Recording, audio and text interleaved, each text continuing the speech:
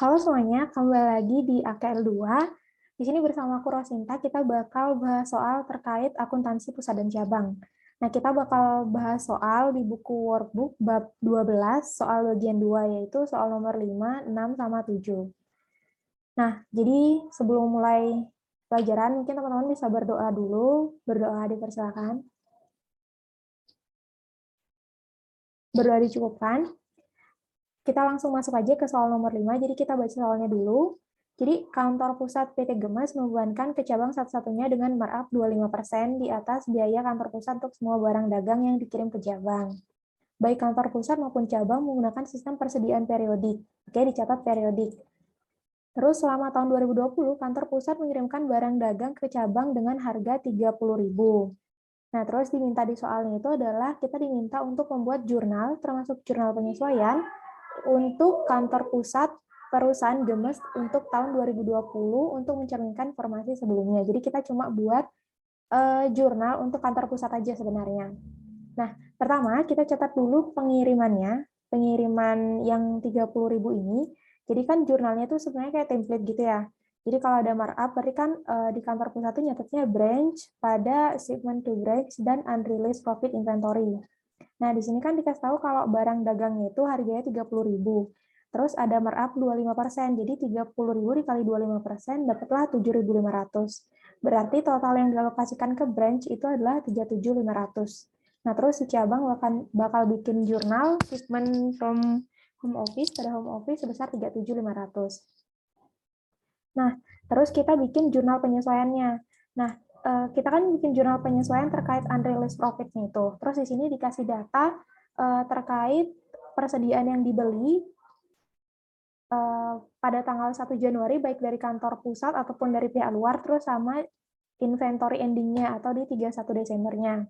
Nah, kita tahu nilai inventory di 1 Januari 2000 berapa nih? 2020 itu kan sebesar 15.000. Nah, kita tahu di sini bahwa inventory yang dibeli dari kantor pusat seharga bill price-nya itu adalah 15.000. Berarti ini kan pokoknya persediaan yang dicatat sama cabang gitu, persediaannya cabang. Dia kan nyatetnya sebesar 15.000 gitu. Nah, terus dia ada penerimaan dari home office lagi sebesar 37.500. Kita masukin dapatlah COGAS-nya atau cost of goods available for sale yang dari home office aja. Itu adalah 52.500.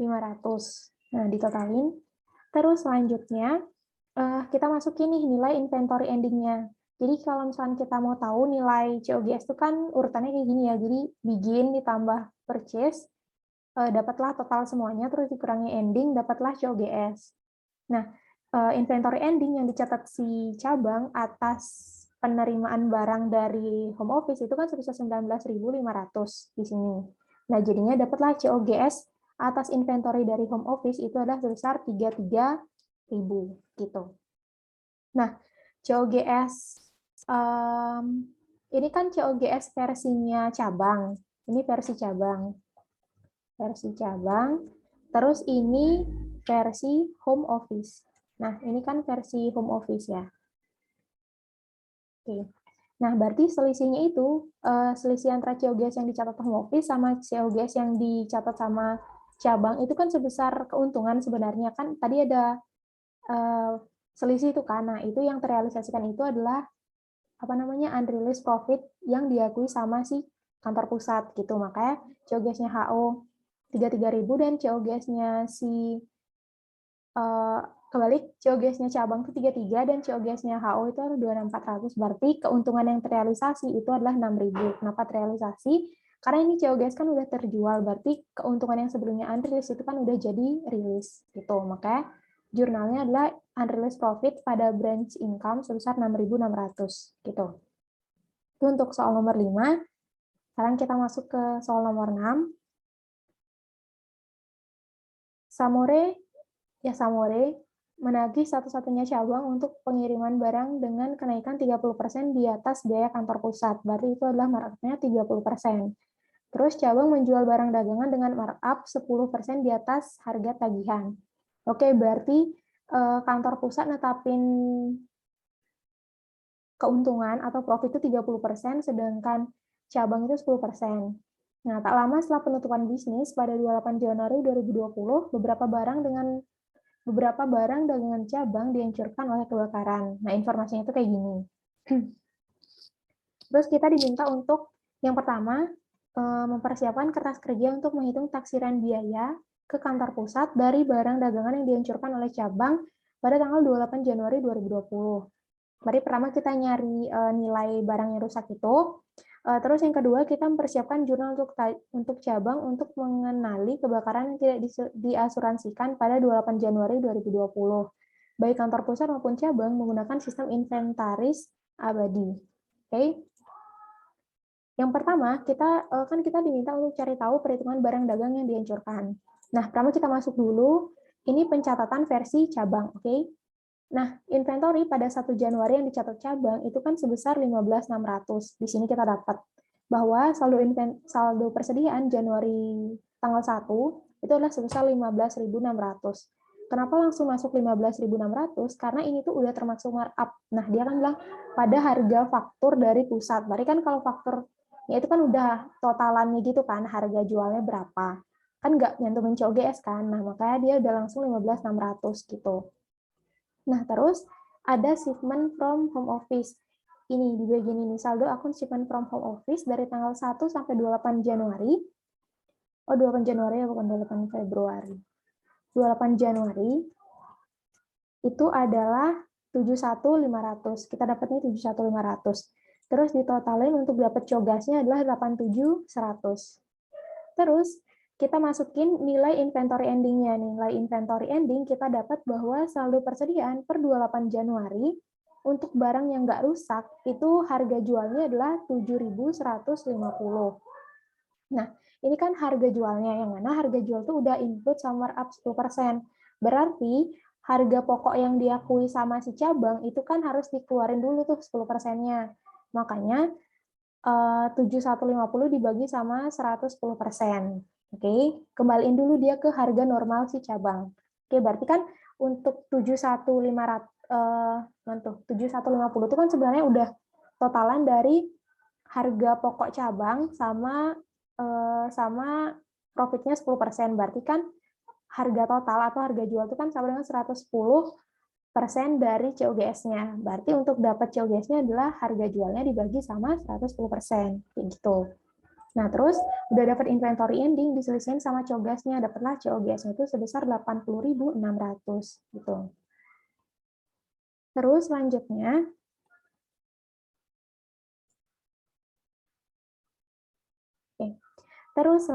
itu barang dagang yang dihancurkan. Nah, dia kan kita mau cari tahu nih nilai taksirannya berapa yang ke kantor pusat, yang perhitungannya kantor pusat gitu. Nah, salesnya si cabang itu kan 51.840. Dapat dari ini, penjualan selama 1 sampai 28 Januari itu 51.840. Nah, terus ada retur itu sebesar 3220. Nah, berarti kan net sales-nya itu adalah 48.620.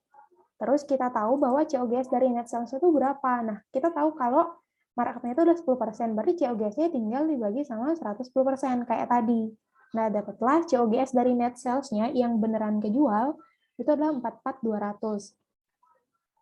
Nah, terus kita dapat nih, COGS dari home office total, itu kan dia sebesar 80.600. Dapat dari sini. Nah, terus COGS ini kan totalnya yang diakuin sama cabang.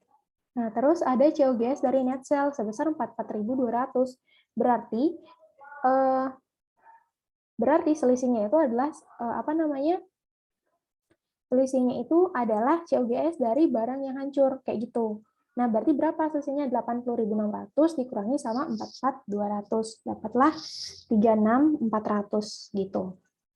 Oke, kayak gitu.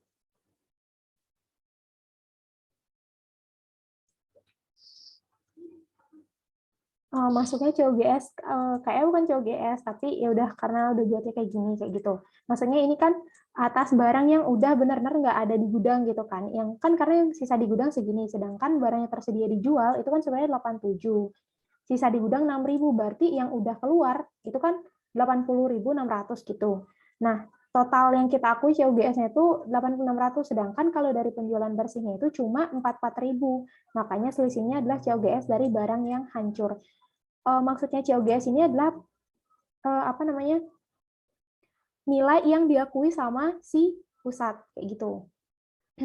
Nah, terus selanjutnya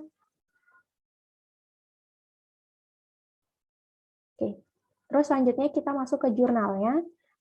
Di sini pertama terkait sama barang yang dikirim sama kantor pusat.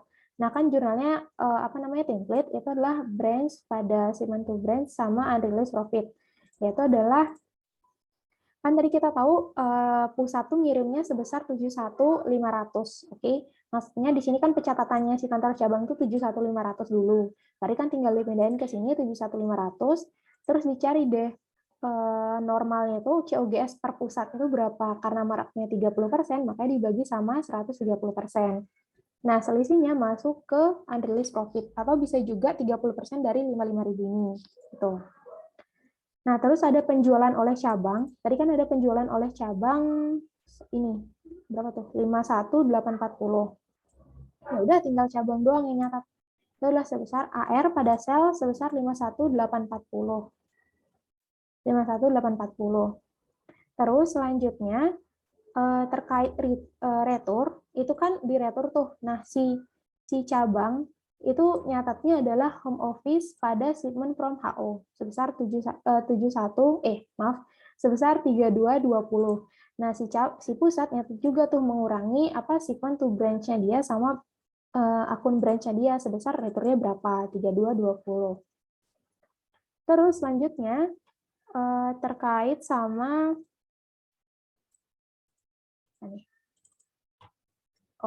ini tuh terkait sama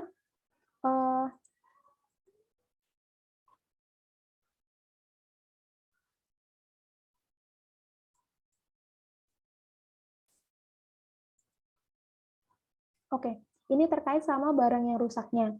Nah, atas barang yang rusak itu kan sebenarnya harus dikeluarin tuh, maksudnya itu kan ngaruhin ke akun branch-nya. Makanya langsung dimasukin dulu 36.400. Nah, terus tinggal dicari deh, itu kan ngurangin, sebenarnya kan itu kan inventory-nya dia kan. Shipment to branch itu kan senilai COGS pokoknya si pusat. Makanya di sini langsung COGS si pusat, bukan atas akun inventory, karena dari awal dia nyatetnya sebagai shipment to branch gitu.